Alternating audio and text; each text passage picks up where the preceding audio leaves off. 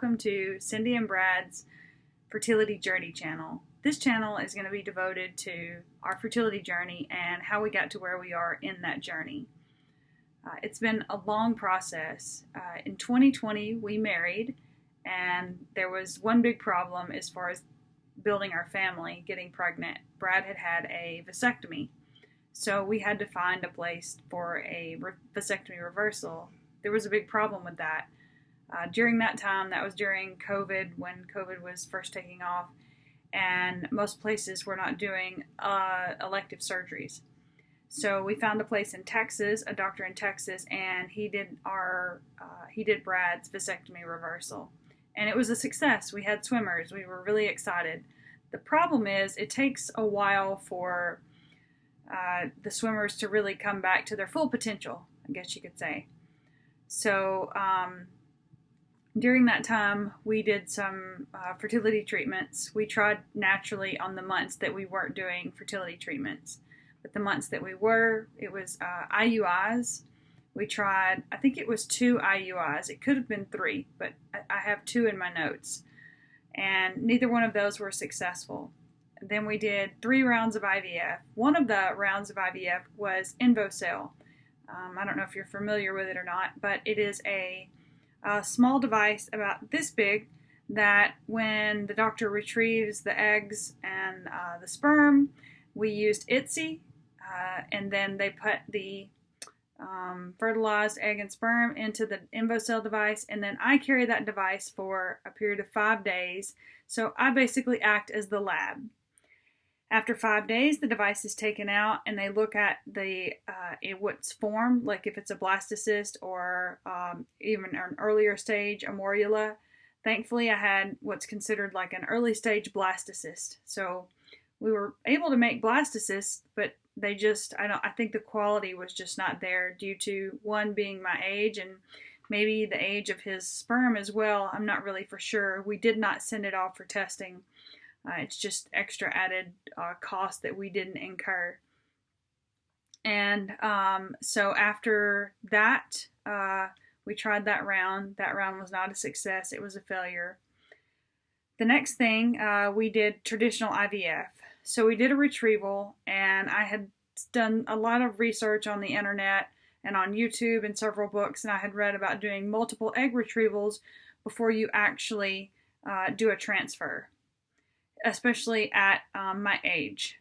So we tried that route, and we froze the one egg. We were able to get, I think it was 2 eggs that cycle, which was not very good. And then we froze that embryo. It was a early stage blastocyst once again. We tried one more retrieval, which was in March of this year. And we had an early stage blastocyst. I think it was a 3BB is what they graded it. And so it was the best looking one yet. And I actually had 6 total eggs retrieved, 5 mature, but only 1 made it to blastocyst. And during that time, before that time, I had made several changes in what I eat. I've always ate clean. I've always worked out. I've been a very healthy person pretty much my entire life.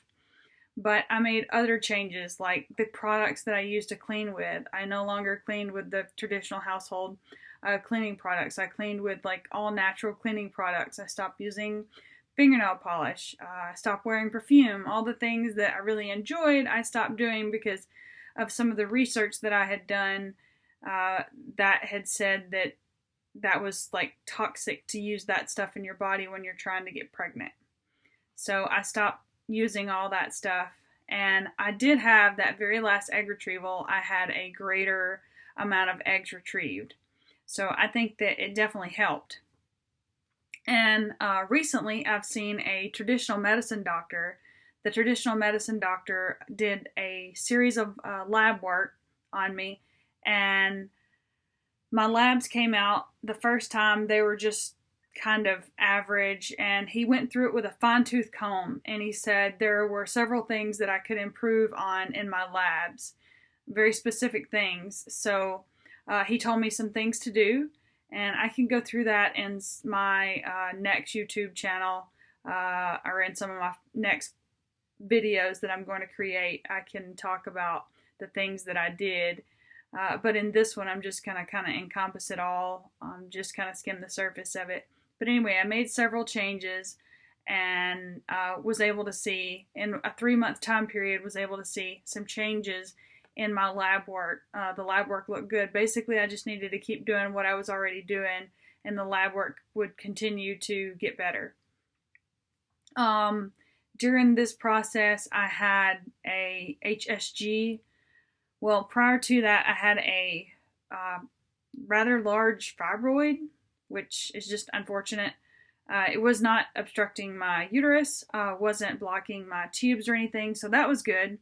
But I had to have it removed, and that was in, I think, 18. I had the fibroid removed.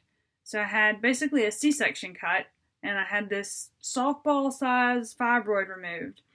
Well, that fibroid caused some issues. It caused me to have some scar tissue buildup, which before having the fibroid removed, I had my tubes checked and my tubes were open. Both tubes were open.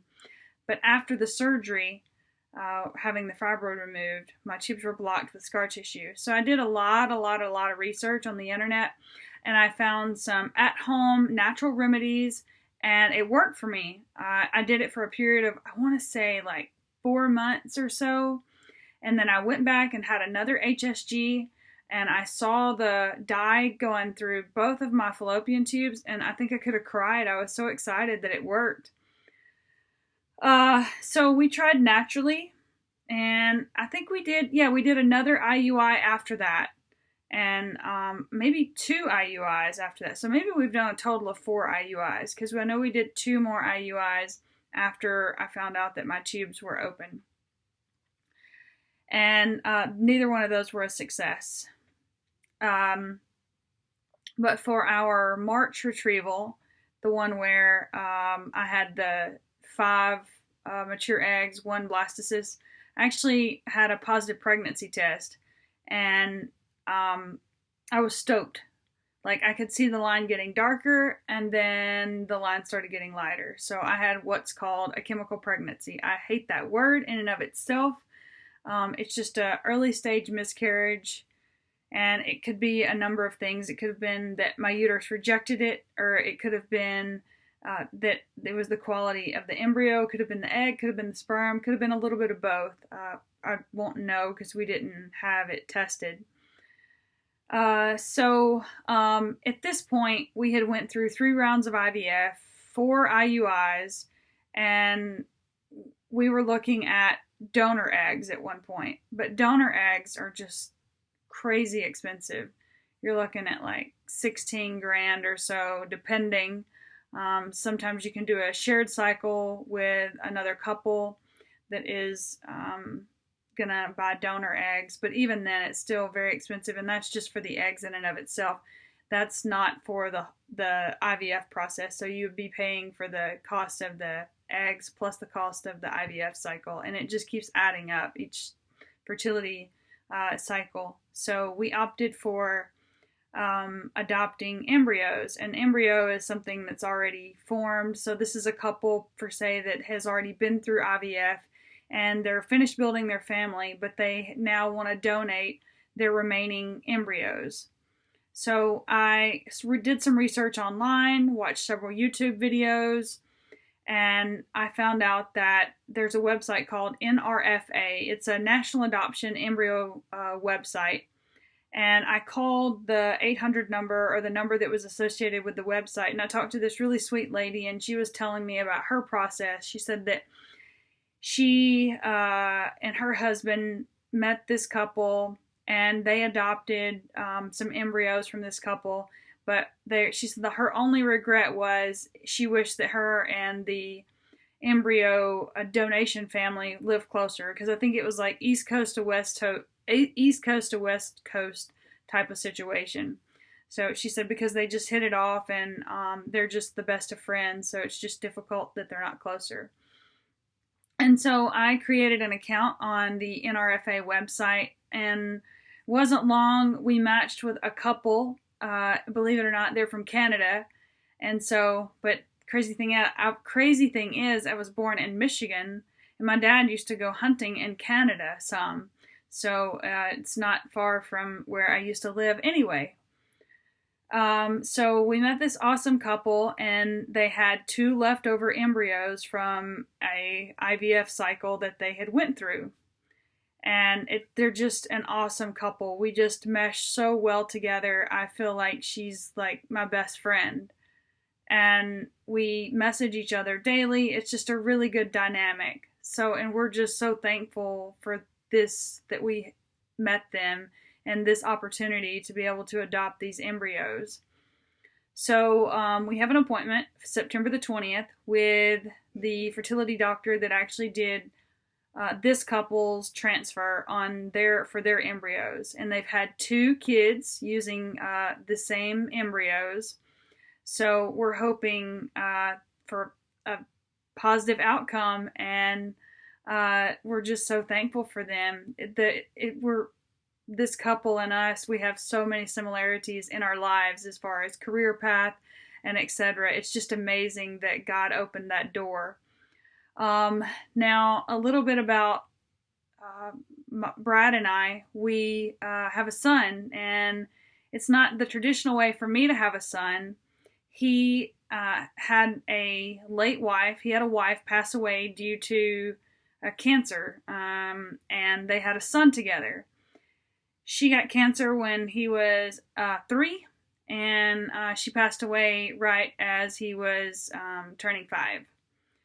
So I came into his life, and after we had got married, we talked about me adopting him, and I was able to go through the process through the court system during COVID, which was very difficult because you had to wait so long to get your case heard before court.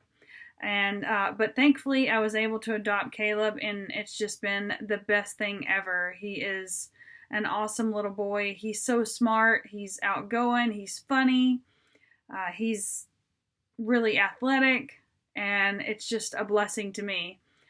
Prior to meeting Brad, I had prayed and prayed and prayed for God to send someone into my life and allow me to have a child. And I got the best of both worlds. I got to adopt this awesome little boy that is so full of life. He's 7 years old now, and he plays football, baseball, basketball. We're going to get him in some guitar lessons and possibly wrestling. And he's a straight A student. And he's so well-mannered and so respectful. I couldn't be more thankful for the family that I have. But I wanted to create this YouTube channel so for other women or other couples struggling with fertility, and they've been through round after round of IVF or IUIs, and they just feel that they're like at a dead-end road. There's other options like adopting embryos. And so I just wanted to shed some light on that. I'm going to create some more content and share more about our journey. And I really wanted to document this for one day, if we have 2 little babies from these embryos, that they'll be able to see this journey that we created for them. And also Caleb will be able to see this journey as we go through it. And so anyway, I hope you enjoyed my YouTube video, and I look forward to creating more content. Thanks, y'all.